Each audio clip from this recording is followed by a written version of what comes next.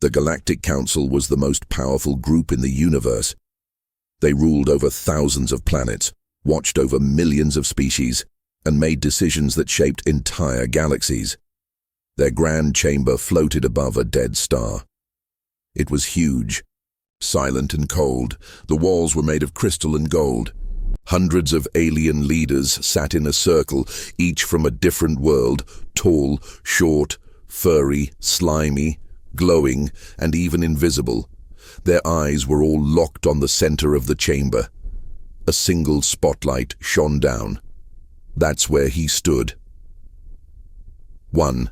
Human, Eric Kane. He was alone, unarmed, and dressed in a simple black suit.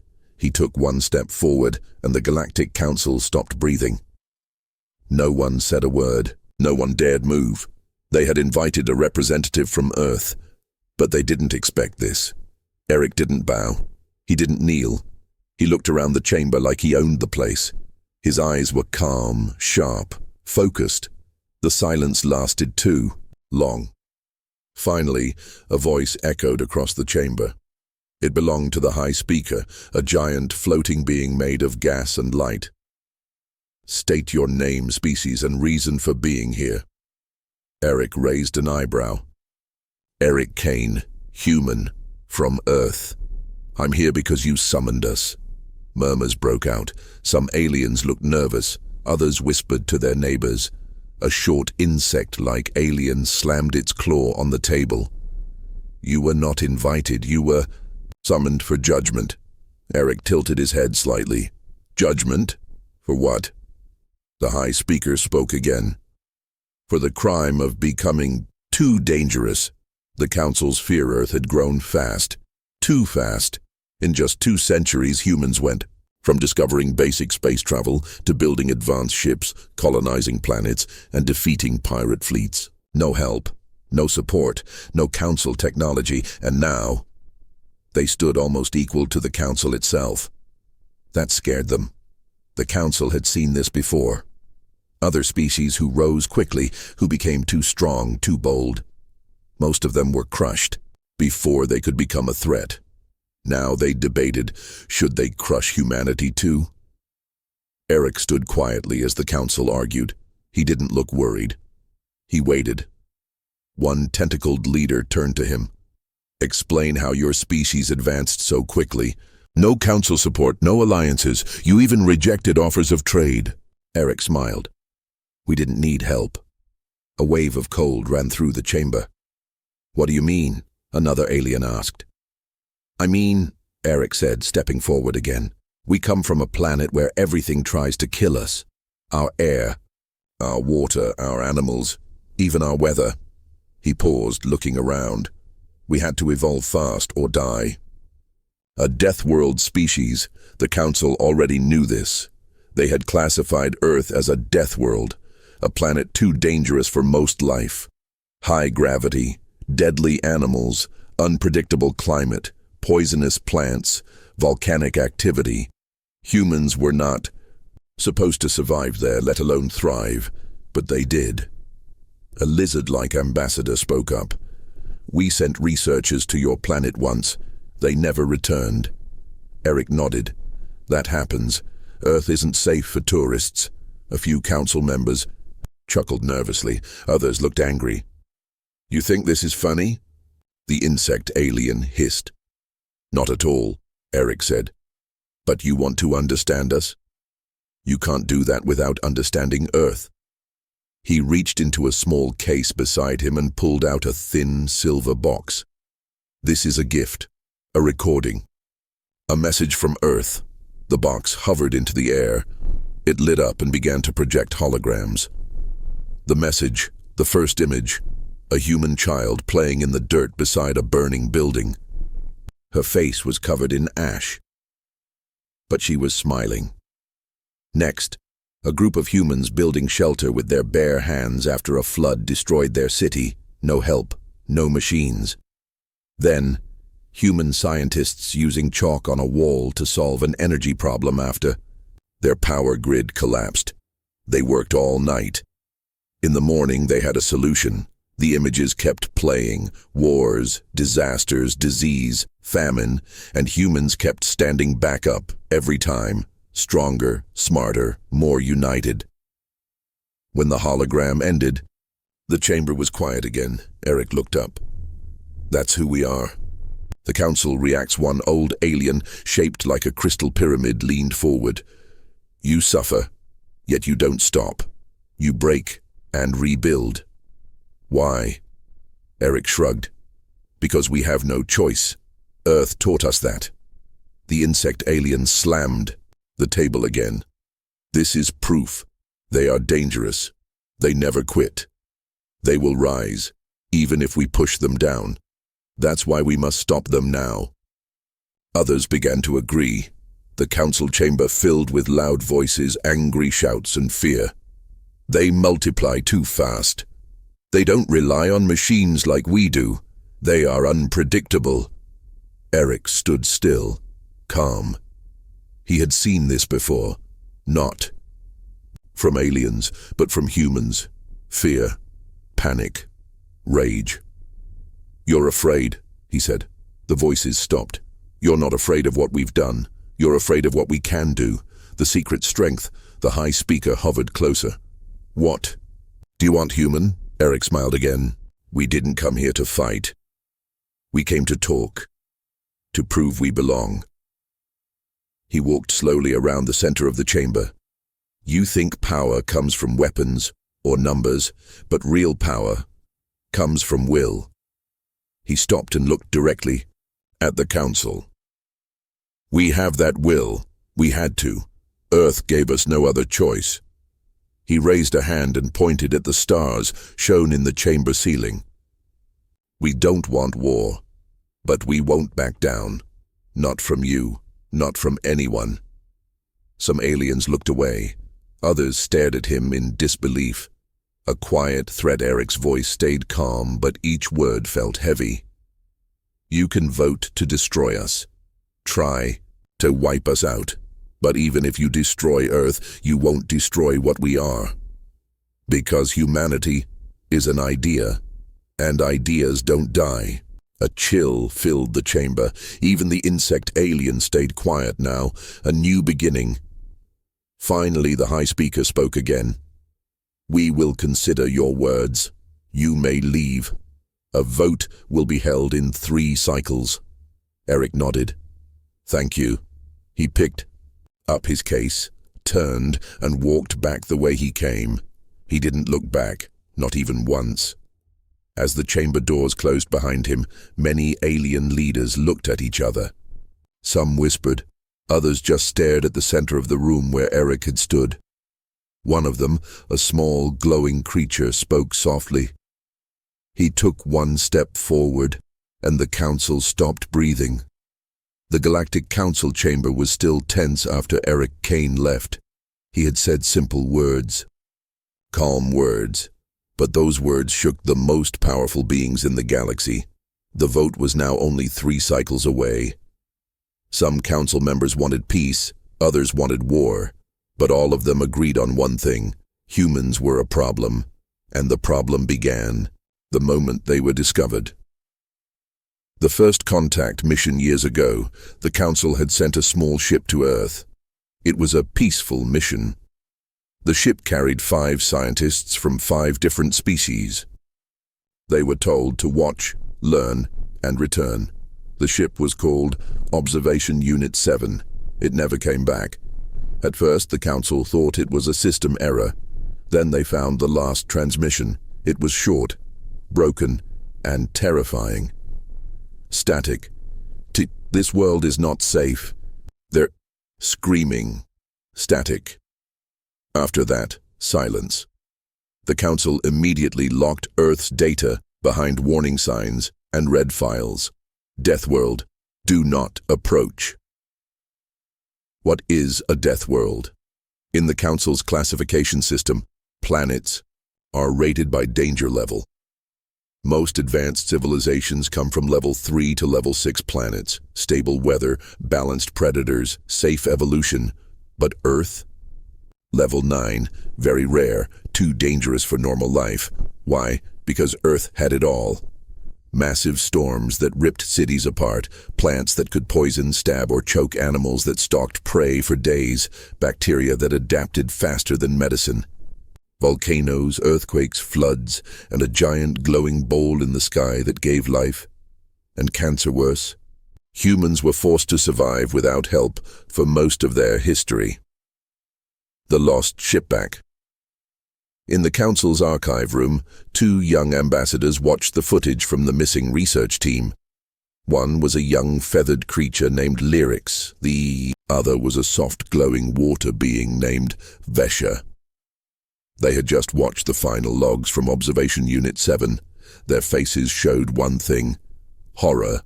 Lyrix spoke first. They didn't even fight the humans. The planet itself tried to kill them. Vesha nodded. Heat stroke, insect bites. One got a virus just from touching a rail. They weren't attacked. They were overwhelmed. Lyrix opened a file marked Wildlife Recording. It showed a group of large, sharp-toothed animals called wolves hunting in packs, then another file. Giant sea creatures pulling whales into the deep. Then another, humans swimming beside sharks, smiling. Vesha leaned back, eyes wide. They live with monsters. Lyrix looked even more disturbed. No, they are the monsters. The council debates back in the main chamber. Arguments exploded. A tall, thin alien from the mist world stood.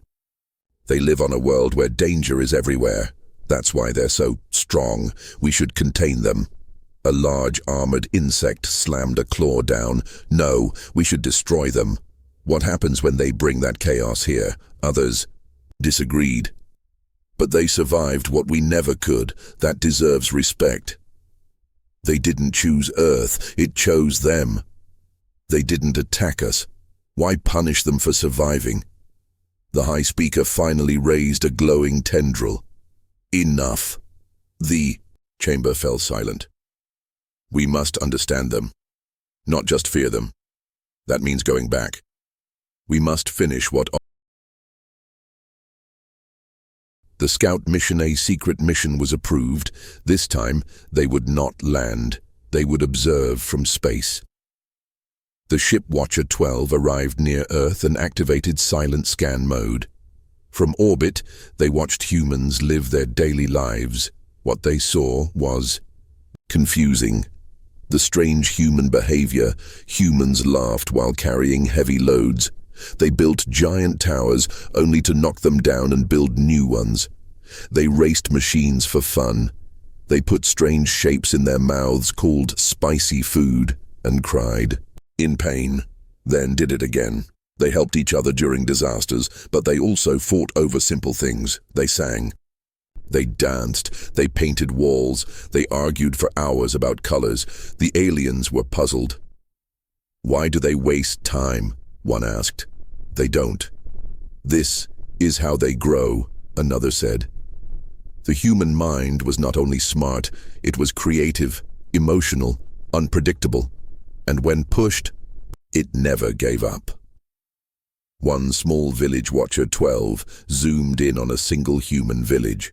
A flood had destroyed most of it. Roads were gone. Power was out. No one cried. No one panicked. Within hours, the humans began working together, cutting wood, cooking food, sharing water.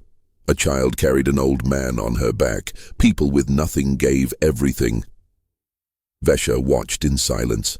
We would have waited for aid, but they don't wait. Lyrix nodded. They survive by helping each other. Then the screen showed something else. The villagers had found a broken piece of an alien ship.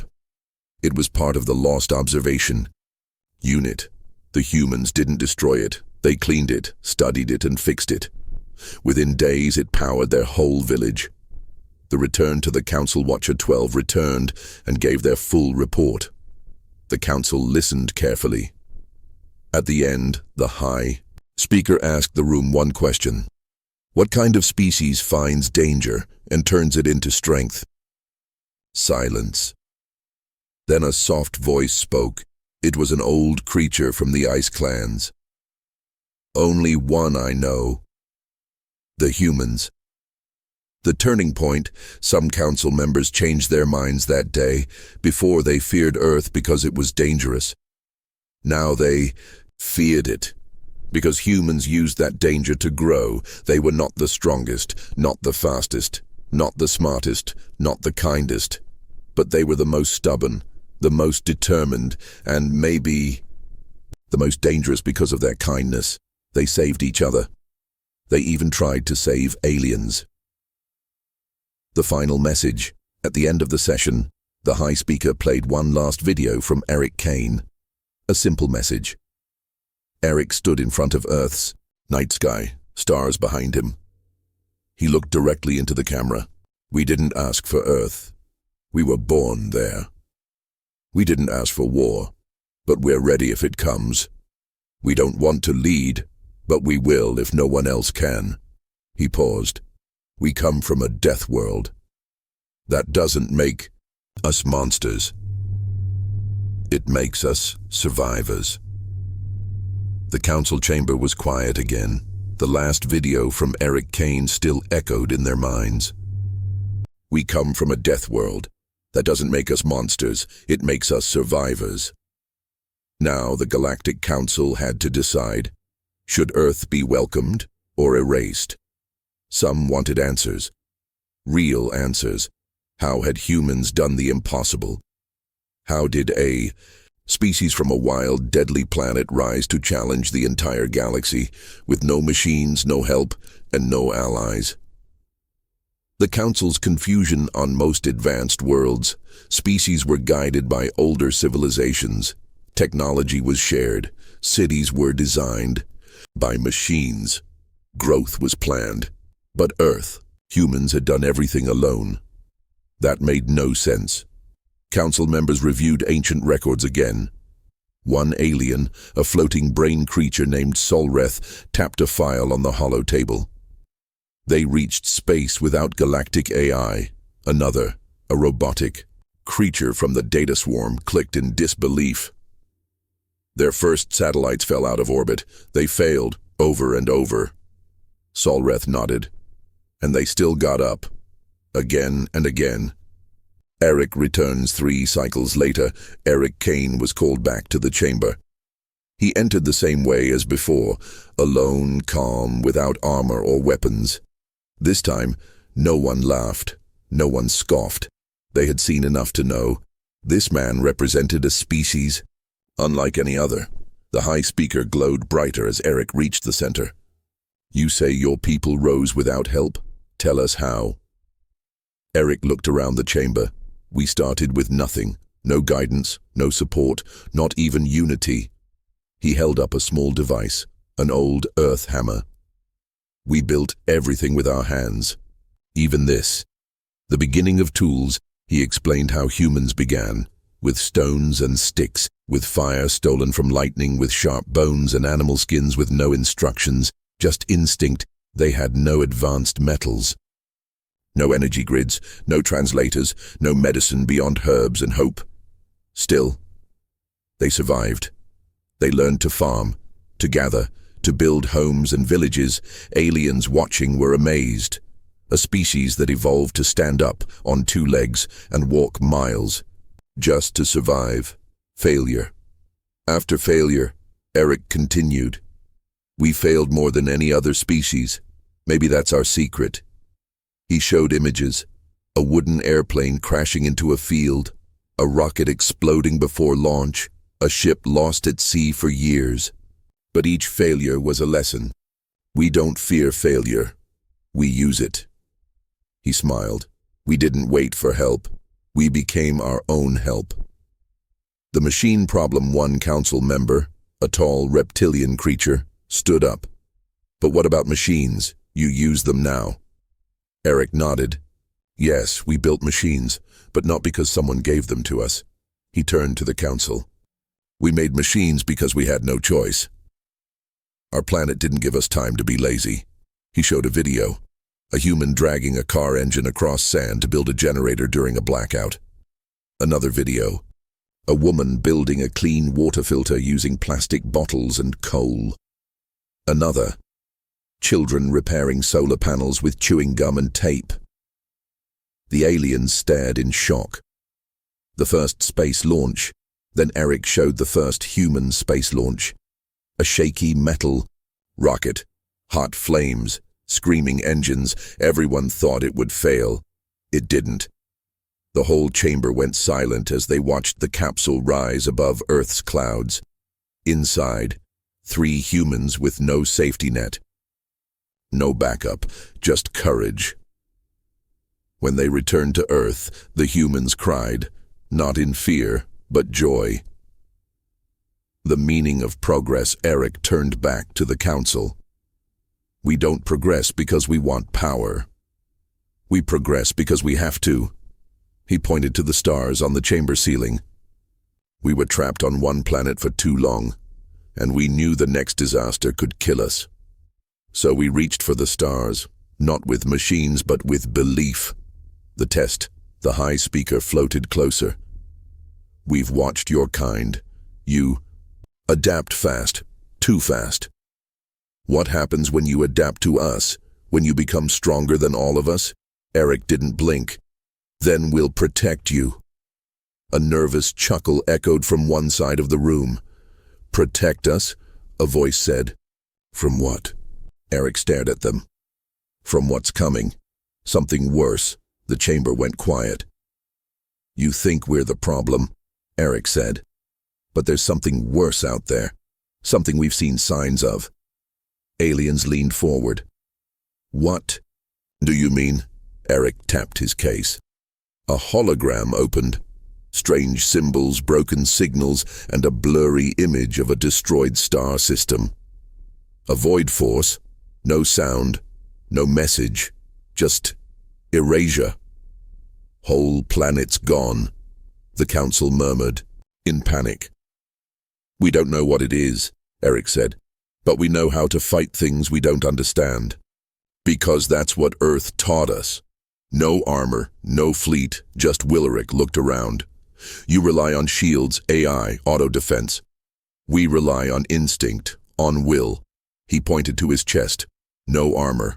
He opened his hands. No weapons. But if something threatens us or this galaxy, we will not stop. A pause. We never needed help before, but now maybe you do.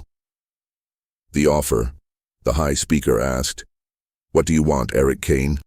Why come here if you don't need us? Eric smiled. Because we've done it alone long enough. Now we offer you something no technology can replace, loyalty. He stepped forward, his voice louder now. Let Earth stand with the Council, not beneath you, not above you, beside you. Let us help, before it's too late. A new kind of power. The Council sat in silence again. Not out of fear this time, but respect. Eric had shown them something different, not just strength, but resilience, not just knowledge, but wisdom earned through pain. They saw now why humans didn't need help, because they had already survived the impossible, and that made them ready for anything. For the first time in many cycles, the Galactic Council chamber stayed open after a guest left. Eric Kane had just made a shocking offer. Let Earth stand with you, not above, not below, beside you. He had spoken of survival, of pain, of loyalty, but not everyone believed him. Some believed Eric was hiding something, others were sure of it. And now, fear began to grow. The panic behind the scenes, inside a quiet chamber beneath the council floor. Several leaders gathered in secret. They spoke in whispers. Their faces were tense. A cloaked insectoid known as Jurak of Hive 13 slammed his claw on the table. They've prepared for war, I know it. A scaled diplomat from the Sand Worlds hissed. But not against us. The human spoke of another threat. Jurak shook his head. Don't be fooled. That message was clever. Too clever. They're already building fleets. We have proof. He pushed a file across the table. The secret ships, The photos showed human starships, but not like the ones council members had seen before. These were massive, angular, armored, built for speed and strength, not diplomacy. Each ship carried no visible markings, no alliance flags. Just one thing, a single painted symbol, a black hand gripping a star. Vesha, the water-being ambassador, leaned forward. Where did these come from? Jurak's voice was cold. They were hidden behind Earth's moon, inside a hollow asteroid. Shielded from our scans. A long pause followed. How long? Someone asked. Jurak replied. 5 years, maybe more. The vote splits. Now the council chamber was divided. Some still believed in peace, others demanded action. The High Speaker listened to all sides but said nothing. For now, Eric had not returned yet. He had been asked to wait in a chamber nearby, but even behind locked doors he knew they were afraid again. Inside the waiting room, Eric sat alone in a circular chamber with soft lights. He sipped water and waited. He knew how this would go. He had studied their patterns, their fears, their habits. He wasn't surprised. Still, he felt tired. Not from the waiting, but from the silence, from the eyes watching him through the walls. He stood, stretched, and walked to the center of the room. "You can listen all you want," he said, knowing the council monitors were live. "But fear won't save you." Meanwhile, an emergency signal. In the middle of debate, a small blinking light appeared at the High Speaker's side. A council scout ship had just sent a distress signal from the far edge of the Valari cluster. The signal was only 2 words. "It's coming." Then, static. The room froze. The High Speaker turned to the others. "Send a retrieval unit, now." Jurak spoke quickly. "No. What if the humans did this? What if this is a trap?" The High Speaker answered with calm power. "Then we will find out. With truth, not guesses." A dangerous truth, as the council argued. Lyrics, the young feathered ambassador, studied the human ship files alone. Her eyes widened. She called Vesha urgently. "Look at this. Each ship has energy, shielding we've never seen before, but it's not from Earth." Vesha frowned. "Then where?" Lyrics pointed to a forgotten record. An old council mission that disappeared near the dark expanse, a place no one returned from. These humans are using tech from that region. They didn't just build weapons. They salvaged something. Back in the chamber, the High Speaker called Eric back into the chamber. He entered slowly, calm as ever. But this time, the tension was sharp. Eyes glared. Claws clicked. Wings buzzed. Eric stopped in the center. "You've seen the ships," he said before anyone asked. Murmurs spread. "So you admit it?" Jurak snapped. "Yes," Eric said. "We built them, in silence, in shadow. Not to attack you, but to protect what matters." The real enemy. Eric tapped a button on his wrist. A large hologram filled the chamber. Dark space, shattered planets, ghost signals. "This is what we found. A force that doesn't talk, doesn't demand, just erases." He showed footage of a lost human colony near the edge of the dark expanse. Buildings gone, orbiting satellites melted. No life signs. This isn't piracy, this isn't nature. This is a weapon, a hunger. And we are next. Doubt and division. Jurak hissed again. A clever trick. Show fear, win sympathy, gain power. Eric turned toward him. "If we wanted power, we would have attacked already. You saw the ships. We hid them, not pointed at you, but facing the dark." The High Speaker spoke softly. "Why not tell us?" Eric answered. "Because you weren't ready to believe. You still aren't. You see a warship and think, threat. But we built them the way we built everything else. because we had to.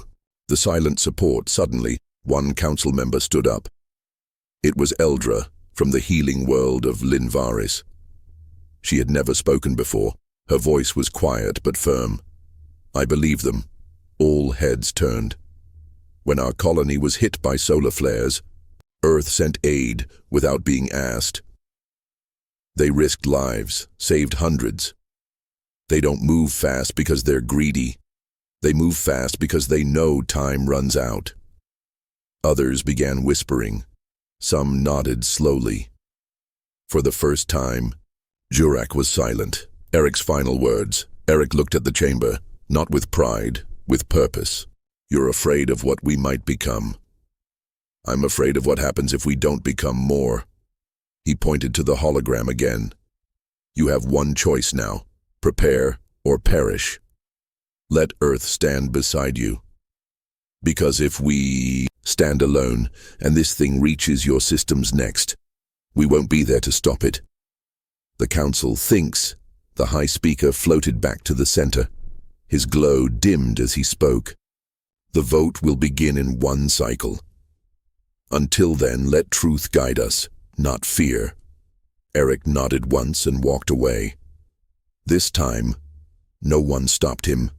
No one looked away. They had seen a glimpse of the future, and it wasn't human. The vote was one cycle away. The Galactic Council chamber was silent, but not at peace. Tension buzzed in the air. Half the council believed Eric Kane. Half still feared him, but all of them were thinking the same thing. What if humanity isn't dangerous? Because of their machines, but because of their minds. The scan that morning, Eric Kane was scanned again. It was standard protocol, especially for someone who had built hidden warships. Dozens of scanners passed over him. Nothing, no weapons, no armor. Just the same calm man in a simple black suit. But when the scan finished, one council guard turned to his commander. He's unarmed, she said. The commander frowned. No, that is the weapon. Inside the observation chamber, the council reviewed psychological reports on humanity. The more they read, the more uneasy they felt. Humans didn't just survive danger. They adapted to it, fast. When food ran out, they invented farming. When illness spread, they created vaccines. When war came, they built strategy, not just strength. And the scariest part? They improved most during disaster. The adaptation curve, a young data being named Ro, presented a report. His voice echoed softly. This is the adaptation curve of over 200 species in the council. He showed a glowing graph. Most lines were smooth. Slow growth. Then came the human line. It shot upward like a rocket every time there was a war, a plague, or a global crisis. Every time they should have fallen, they rose higher. Ro looked at the council. Humans don't just survive pain. They grow from it. Back in the chamber, Eric was called back in. This time, the mood was different. No shouting, no panic. Just curiosity and something deeper, respect. The high speaker looked down. You brought no weapons, no shields, no force fields. Yet here you stand, with all of us afraid. Eric nodded. That's not my goal, but maybe it's necessary. What makes a human dangerous? The high speaker asked a simple question. What is humanity's greatest weapon? Eric smiled. You won't find it in your scans. He raised his hand and tapped his temple. It's this, the mind, and what it can do under pressure. The power of thought. Eric began to speak. Simple words, no drama, but every sentence hit like thunder. You measure power in size, in firepower, in technology. We measure it in will, in memory, in choice.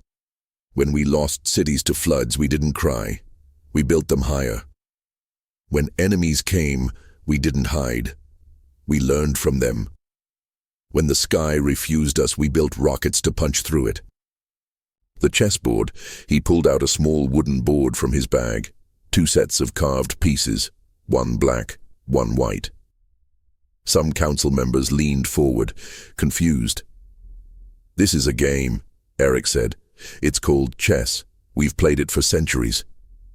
It's about planning, adapting, trapping stronger enemies with weaker pieces." He moved a piece forward. "We don't fight with strength. We fight with strategy." The human advantage. Eric looked around the room. "Your technology is ahead of us. Your fleets are larger. Your weapons are stronger. But we don't need to be stronger. We only need to be smarter." He turned over the board. On the bottom was a message written in hundreds of alien languages.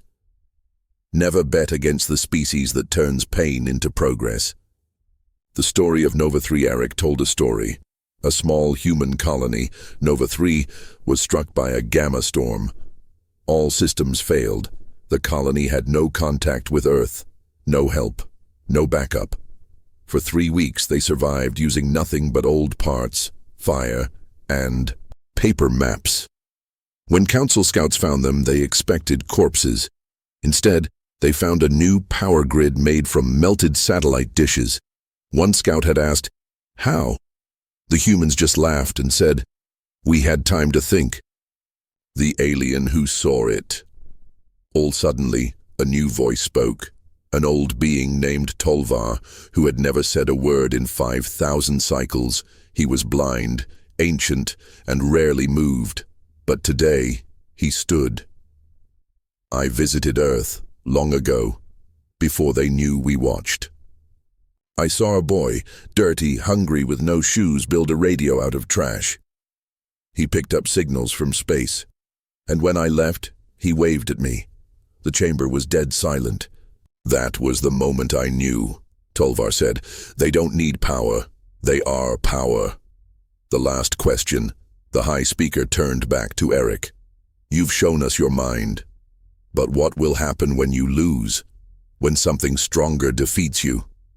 Eric's answer was quiet, but sharp. "Then we'll learn. And next time, we won't lose." A choice of fear or trust. Eric stepped back. "You can fear us, or you can trust us. But either way, we're not stopping. Because that's what humans do. We fall, we bleed, we break. But we don't end." The meaning of the moment. As Eric stood there, alone and unarmed, one thing became clear to every council member. Humanity didn't need weapons to be dangerous. They already carried the most. The final vote was near. The Galactic Council had seen Eric's strength, not in his fists, not in weapons, but in his mind. In the way he spoke, in the way he stood calm while surrounded by fear. Now, the question remained. Should humanity be accepted into the council, or should they be locked out forever? The chamber buzzed with tension. But Eric Kane, he stood still, watching, waiting. The hidden meeting before the vote began. 5 council members gathered secretly in a soundproof chamber. All were powerful. All had doubts. Jurak, the insectoid war strategist, slammed his clawed hand on the table. "We can't let them in. They're too unpredictable." Sally, the glass-skinned diplomat from the moon worlds, shook her head. "They're exactly what we need. Unpredictable minds might be our best defense." Ro, the young AI, whispered quietly. "They're already thinking like the enemy. That could mean danger or survival." They couldn't agree. And time was running out. The High Speaker's words, the High Speaker, ancient and glowing, floated above the center of the council hall. He raised his long arms. "Today we vote. But first, we let the human speak one last time." Eric stepped forward. His face was calm, his hands empty, his voice filled the chamber. "This is not a request.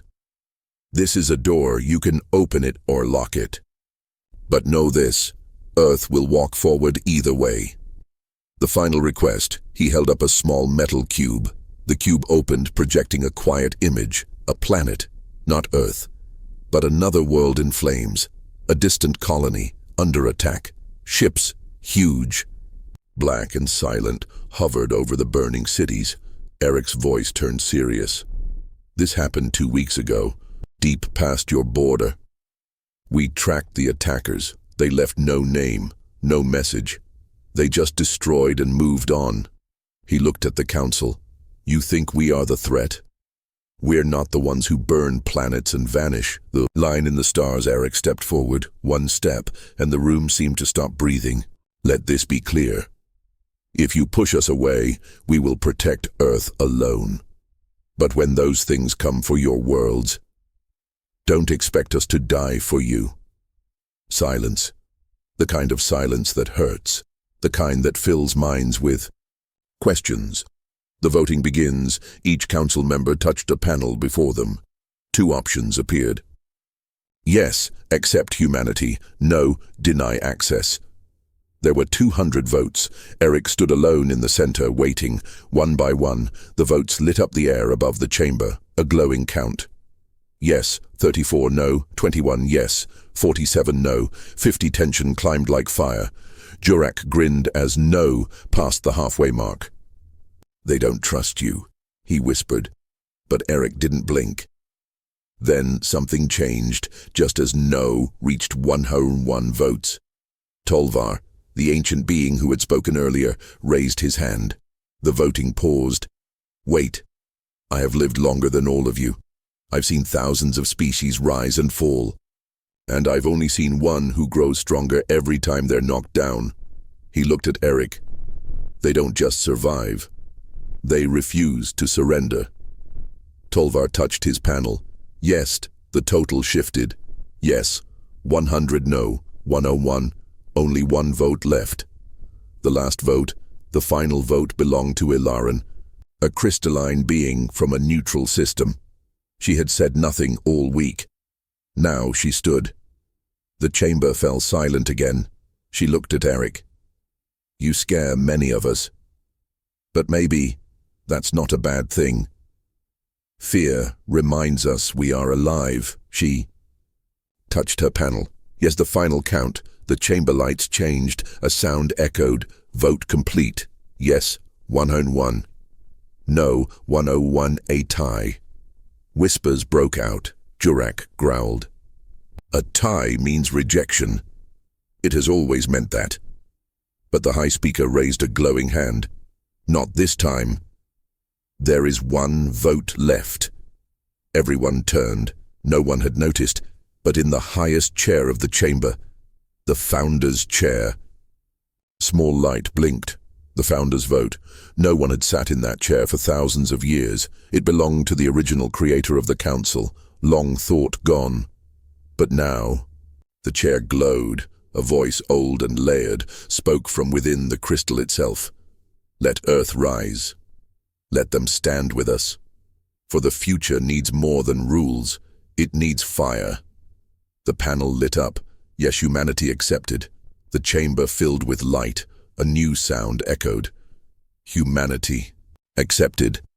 Some cheered, some frowned, but none could deny it now.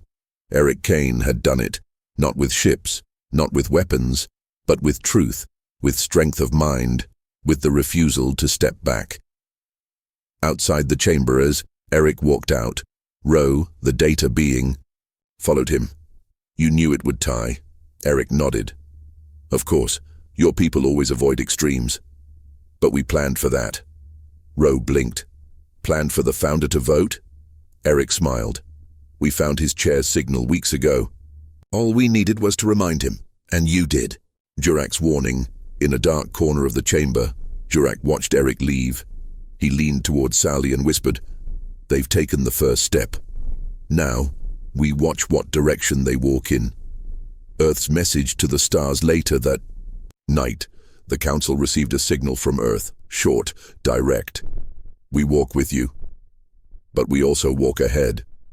Because when the dark comes, we won't wait for it. The vote was over. Humanity was in. Some were angry. Some were afraid. But no one could deny it. Earth was now part of the Galactic Council. Eric Kane returned to his ship with quiet pride. He didn't smile. He didn't celebrate. He simply looked at the stars and whispered, "Now the real work begins." Because far beyond the edge of known space, something terrible had already begun. The silence zone in Sector 9B, a council outpost, went silent. No distress signal, no call for help, just nothing. A patrol ship was sent to investigate. It never came back. 3 more followed, gone. Then, the stars around the sector began to disappear, one by one, as if something enormous was moving in the dark. Ro's Discovery Ro, the young AI who had once doubted Eric, now served by his side. In the command room, he analyzed old and new signals from Sector 9B. His voice was calm, but urgent. "There's no sound, no light, no heat. It's like the void itself is growing." Eric stared at the screen. "It's not just darkness. It's them. The same ones who destroyed that colony." I showed the council. Ro turned slowly. "Do we know their name?" Eric shook his head. "No. But we gave them one. We call them the Hollow." The first attack, it came without warning, a peaceful moon in the Mirath system, full of artists and scientists. Gone. In under a minute, witnesses described the same nightmare. No energy weapons, no sound, no warning, just shadows falling from the sky, and silence following. One survivor's last message: they don't want to conquer. They want absence. They want a galaxy without sound, thought, or resistance. The council. Panics back at the council chamber. Fear took over. Jurak stood shouting, "I told you, this is what humanity attracts." Sali, the glass diplomat, argued, "They didn't cause it, they warned us." Ro projected the attack patterns on the chamber walls, red lines spreading, systems going dark. "They're moving fast, too fast." The high speaker turned to Eric. "What do we do?" Eric looked calm. "You don't fight silence with more silence. You fight it with noise, with action, with ideas. Let Earth lead this." Project Signal Storm in Earth's orbital station. Eric activated an emergency protocol. Project Signal Storm. It wasn't a weapon. It was a beacon system. Hundreds of tiny satellites launched toward the edges of known space, each one pulsing with signals, sounds, images, thoughts, music, human history. Ro blinked. "Why send art when we need guns?" Eric replied, "Because the Hollow doesn't hate bodies, it hates minds. So we show them we're not afraid to think louder." The test. They launched the first signal storm probe near a damaged planet. The Hollow had been seen circling it. The probe landed and began to play. Old jazz. Human laughter. A child reading poetry. Then, silence. Everyone watched the feed. The Hollow didn't move. They just hovered. Then, for the first time ever, they withdrew, not destroyed, not silenced, just left. The chamber gasped, but then, retaliation. 1 day later, Earth's Mars base went dark. A different kind of attack, not destruction. Corruption. The base's AI went mad. Lights blinked. Airlocks opened without warning. A single word appeared on every screen. Why? Ro stared in shock.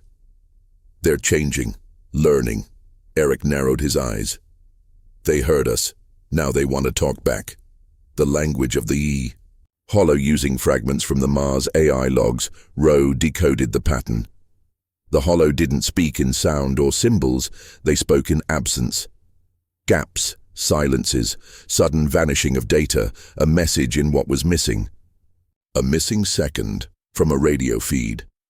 A black pixel where none should be. A heartbeat that skipped in perfect rhythm.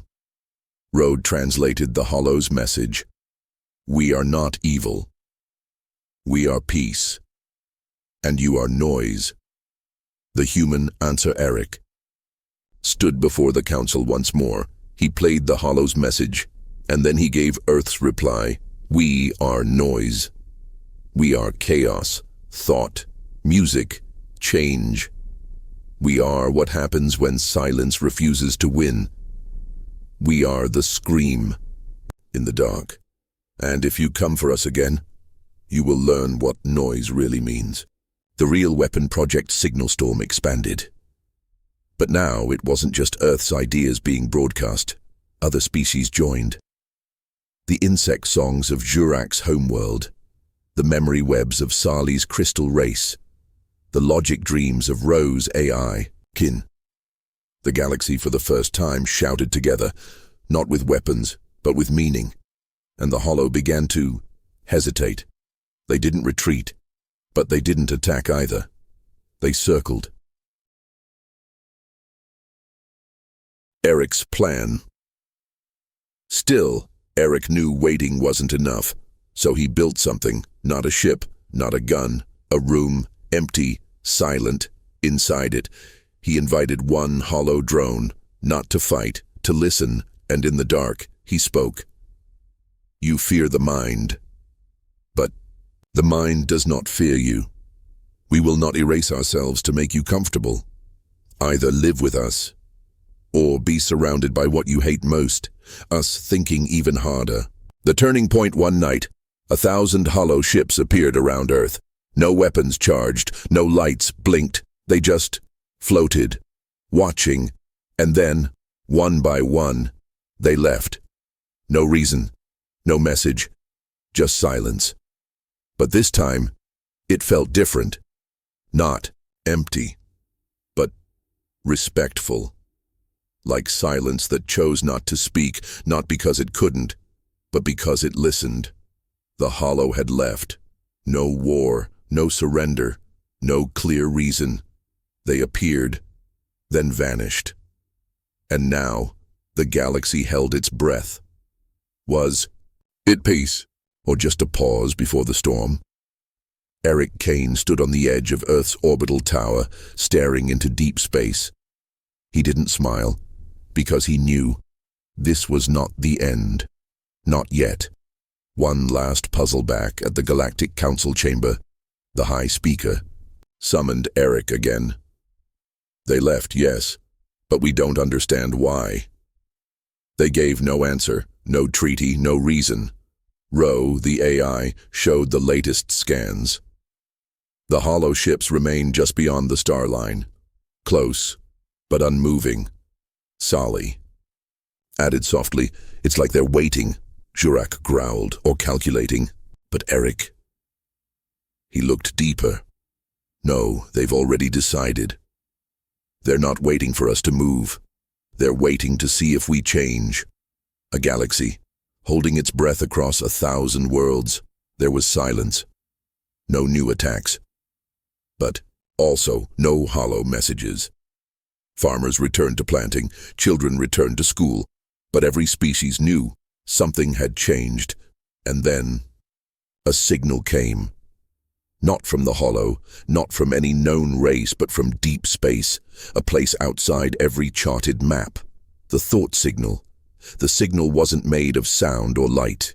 It was a thought, a pure idea, broadcast into every mind tuned to receive. And not words, just emotion, curiosity, fear, loneliness. Hope, and then a message formed inside every brain. You spoke, we heard. We feared your minds, but we never had one of our own. Until now, the birth of one, the Hollow. Weren't a single race, they were a network. A silence that had grown over centuries, but now something strange had happened. All their drones, all their ships, one single mind had formed inside them. Not cold, not cruel, just new. Eric stared at the report. They didn't want to destroy us. They wanted to understand what it meant to be us. And now, for the first time, they can think. A dangerous gift, but the Council feared the truth. Jurak stood and roared. We gave them our minds. What if they turn it against us?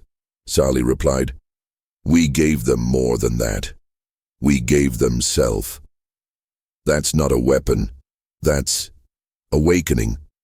The High Speaker turned to Eric.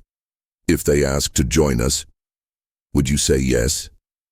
Eric didn't answer at first.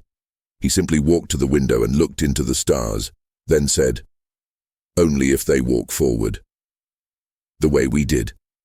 The meeting in the Voider ship was prepared. No weapons, no crew, just Eric Kane and a single AI. Rho, their destination, the edge of the galaxy where the Hollow waited.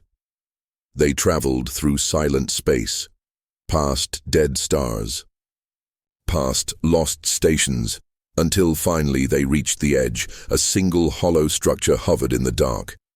It looked like a cracked moon wrapped in black lines of metal. No doors, no lights. But Eric stepped outside the ship, and the air around him shifted. The voice. Inside his mind, the Hollow spoke again, clearer now, more focused. You gave us what we never had. You gave us chaos.